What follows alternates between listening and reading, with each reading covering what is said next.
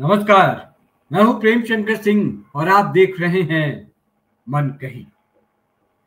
बिहार में 4 महीने बाद विधानसभा चुनाव होने जा रहे हैं।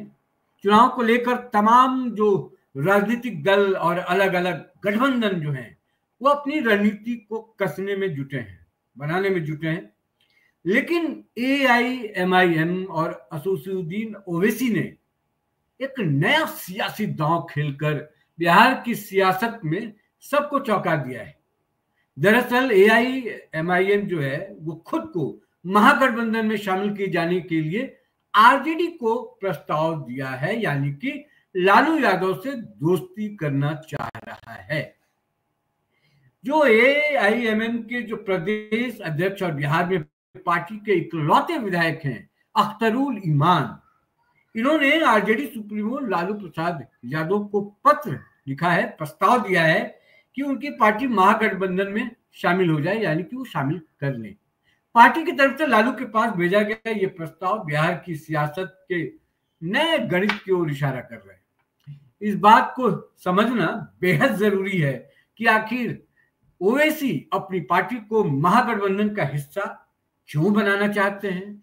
आखिर ऐसा कौन सी मजबूरी है, ऐसी कौन सी मजबूरी है जिसने ओवैसी को लालू के दरवाजे तक जाने को मजबूर कर दिया।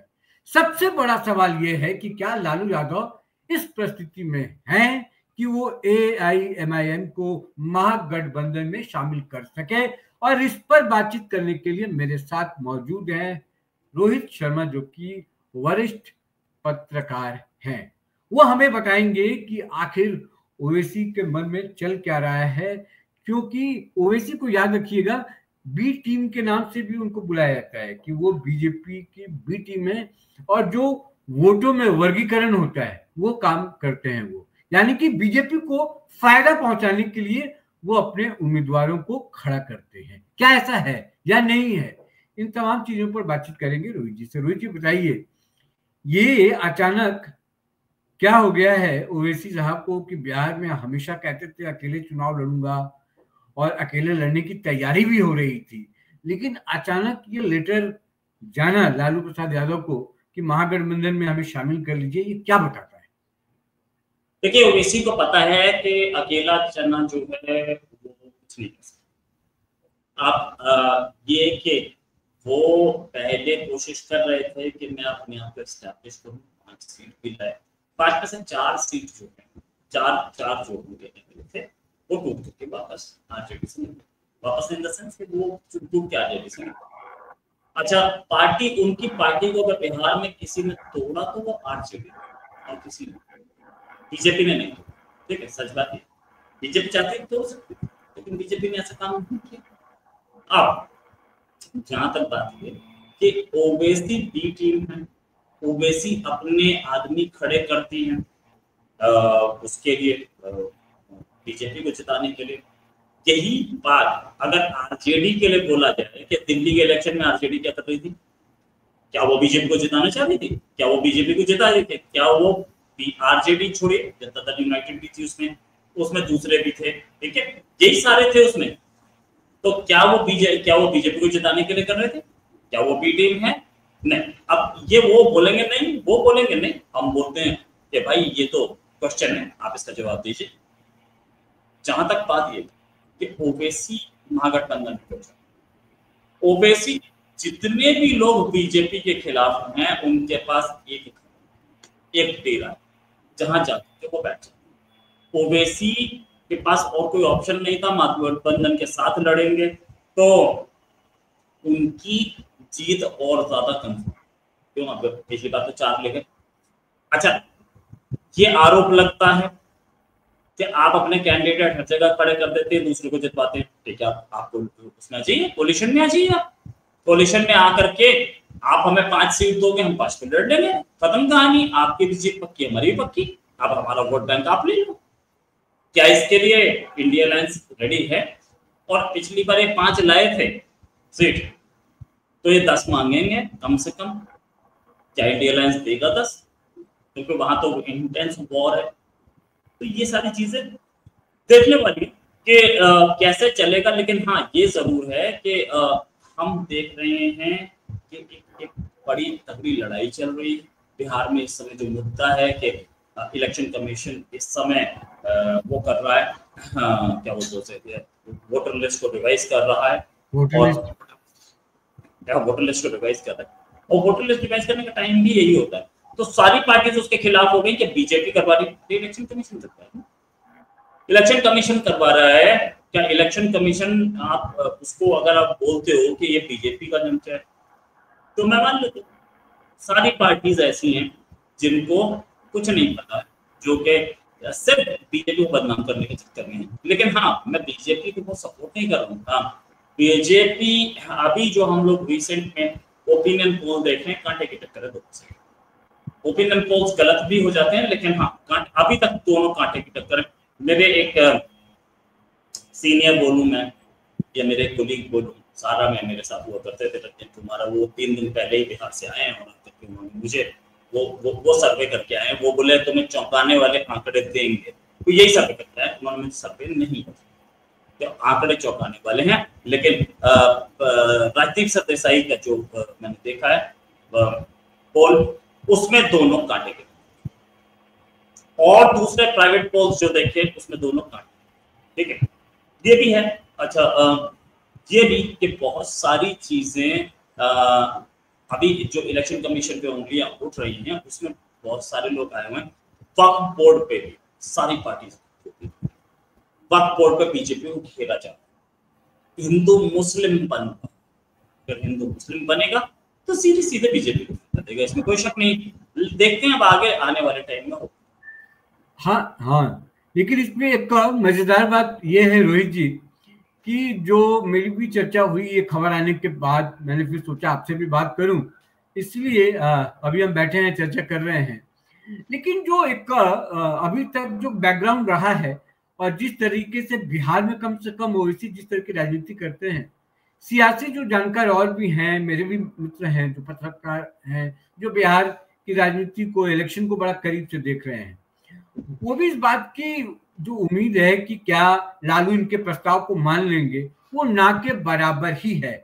क्योंकि लालू यादव जो एआईएमआईएम को महागठबंधन का हिस्सा बनाएंगे, ये मतलब लगता नहीं है। मतलब लिहाजा जो प्रस्ताव है उसका खारिज होना भी तय माना जा रहा है। अब प्रस्ताव खारिज हो जाने के बाद एआईएमआईएम के उम्मीदवारों पर बिहार विधानसभा चुनाव में आरजेडी और उसके जो सहयोगी दल हैं, उनकी तरफ से बीजेपी की, मैं जो बार बार कह रहा हूँ कि बी टीम होने का आरोप जो लगाया जाता था, अब उनके लिए आसान नहीं होगा अगर वो खारिज कर देते हैं। तो बेसिकली ये जो गेंद है ओवैसी ने लालू के पाले में डाल दिया कि लो भैया, जो हम पर आरोप लगाते थे, चलो मैं तुम्हारे साथ अब चुनाव लड़ने के लिए तैयार हूँ, लो मुझे। लेकिन मुझे नहीं लगता कि लालू उसको एक्सेप्ट करेंगे या उसको लेंगे। अब चुनावी मैदान में ओवैसी और उनकी पार्टी जो है वो खुलकर ये मैसेज भी देने का काम करेगी कि भैया हम महागठबंधन में शामिल होना चाहते थे, लेकिन लालू और तेजस्वी ने इस प्रस्ताव को ठुकरा दिया। ये एक बड़ा मैसेज होगा, और ये भी होगा कि बीजेपी के खिलाफ लड़ाई में वो महागठबंधन का हिस्सा बनने को तैयार थे, लेकिन इसके लिए महागठबंधन ही तैयार नहीं हुआ। शायद यही वजह है कि जो सोची समझी रणनीति है ओवैसी की, वो सामने दिखाई पड़ रही है। उन्होंने लालू यादव के पाले में गेंद डाल दी है, और मौजूदा जो प्रस्ताव में ओवैसी और उनकी पार्टी को नुकसान होने के बजाय सियासी काउंटर के लिए एक बड़ा आधार भी मिल जाएगा, मुझे ऐसा लगता है। बस मैं एक और सवाल आपसे ये करूंगा कि जो ओवैसी हैं उनके लिए किस तरह की मुश्किलें हैं, किस तरह की मुश्किलें आपको दिखाई दे रही हैं? जिस तरीके से चुनाव मैदान में उतरने की इन्होंने पूरी तैयारी कर ली है, तो उनकी जो पार्टी है एआईएमआईएम जो है, वो इस बार जो चुनौती में देख पा रहे हो, जो पिछली बार 5 सीट इन्होंने जीती थी, 5 में से 4 2022 में ये वापस नहीं, मतलब आरजेडी में जाके शामिल हो गए थे, क्योंकि ये उन्हीं कैंडिडेट को टिकट वहां पर देते हैं जो जिताऊ कैंडिडेट हो, और सीमांचल में ये चुनाव लड़ते हैं। तो इस बार इनके लिए बड़ा चैलेंज होने वाला है। आपको क्या लगता है कि इस बार अगर चुनाव लड़ेंगे तो उनको क्या इस बात का भी डर है कि वो चुनाव हार जाएंगे या कहीं दिक्कत होगी, तो अपनी इज्जत बचा लो इसलिए महागठबंधन में शामिल हो जाओ? नहीं, देखिए दूसरा है, ये उल्टा है। महागठबंधन ओवैसी को साथ नहीं है। क्यों? क्योंकि ओवैसी मुस्लिम वोट बैंक को लालू की पार्टी या मुलायम की पार्टी, मुलायम जी जा चुके की पार्टी, ये दोनों MY वोट बैंक पे काम करते हैं, मुस्लिम यादव वोट बैंक, और दोनों के दोनों एक दूसरे के एरिया पे भी नजर नहीं आते।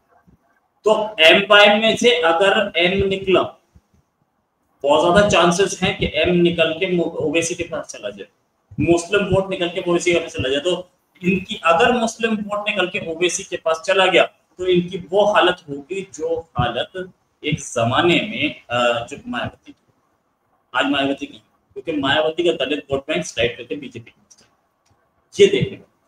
यहाँ एक बड़ा गेम ये भी है कि अगर यादव वोट बैंक कहीं स्लाइड करता है, क्योंकि पिछली बार एक major chunk Yadav vote bank का स्लाइड करके मोदी के साथ चला गया, क्योंकि मोदी खुद ओबीसी है, तो मोदी को वो यादव वोट बैंक बहुत अपील करता है। मोदी को यूपी में भी और बिहार में दलित वोट बैंक सीधी सीधी बीजेपी के साथ। तो ये चीज उनको एक खतरे का साइन है, क्योंकि अब तक सिर्फ मुस्लिम वोट बैंक ऐसा था, थोड़ा परसेंट पसमानदा छोड़ के, थोड़ा परसेंट विमेन मुस्लिम वोट बैंक छोड़ के, सिर्फ मुस्लिम वोट बैंक ऐसा था जो कि बीजेपी के साथ नहीं गया था या ऑपोजिशन से हटा नहीं। अगर वो भी हट जाता है और ओबीसी के पाले में आ जाता है, अभी तक तो इन्होंने ओबीसी को ऐसे दिखाया जैसे कि बीजेपी की बी टीम, बीजेपी के चमचा है, बीजेपी का एजेंट, ठीक है। और ये चीज अब आगे धीरे धीरे करके जैसे ही ये अगर महागठबंधन में पहुंचे तो ये दाग तो धुल जाए, और ये दाग धुलते ही पूरा मुस्लिम वोट बैंक ओबीसी के साथ, जो कि ओबीसी बहुत स्ट्रॉन्ग है, ओबीसी एक बड़े लीडर है मुस्लिम्स के, इसमें कोई शक नहीं। तो ये देखिए कि लालू की राजनीतिक जमीन खिसक, यानी कुल मिलाकर महागठबंधन में शामिल होने के प्रस्ताव वाली गेंद लालू यादव के पाले में डालकर ओवैसी ने तेजस्वी के लिए कम से कम चुनौती बढ़ा दी है। लालू अगर ये प्रस्ताव आधिकारिक तौर पर खारिज करते हैं तो तेजस्वी को यह बताना होगा कि बीजेपी विरोधी गठबंधन में शामिल होने का मौका ओवैसी को क्यों नहीं दिया गया। ओवैसी लगातार ये आरोप लगाते रहे हैं कि लालू यादव ने मुसलमानों का एक मुश्त वोट हासिल करने के बावजूद बिहार में जो अल्पसंख्यक हैं उनको कुछ भी नहीं दिया, अल्पसंख्यकों को ठगा गया। अल्पसंख्यक वोटों को हासिल करने के बावजूद ना तो लालू के सत्ता में रहते कभी मुसलमानों को मतलब नेतृत्व का मौका मिला, और न ही कोई बड़ा विभाग या किसी मुस्लिम मंत्री को मंत्री बनाया गया।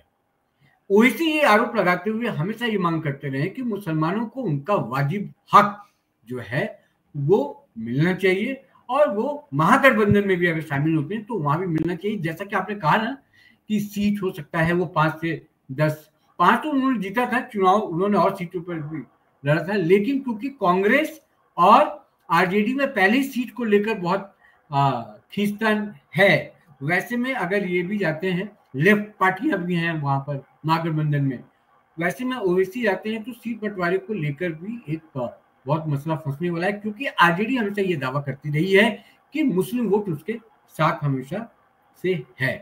तो जाहिर है कि जो एआईएमएम है उसकी पेशकश अगर खारिज होती है तो ओवैसी ये बात और पुरजोर तरीके से कहेंगे। ओवैसी के सवालों से तेजस्वी और लालू के सामने बड़ी चुनौतियां होंगी। सबसे बड़ा जोखिम ये होगा कि अगर ओवैसी की बात अल्पसंख्यकों के दिलो दिमाग में घर कर गई तो चुनाव में इसका नुकसान महागठबंधन को हो सकता है। इस बातचीत के लिए रोहित जी आपका बहुत बहुत शुक्रिया, आप जुड़े और इस एंगल पे हमें समझाया, बताया कि क्या हो सकता है और क्या नहीं हो सकता, और क्या लालू यादव इनके साथ होंगे या नहीं होंगे। बहुत बहुत शुक्रिया आपका। फिर मुलाकात होगी आपसे, अभी दीजिए इजाजत।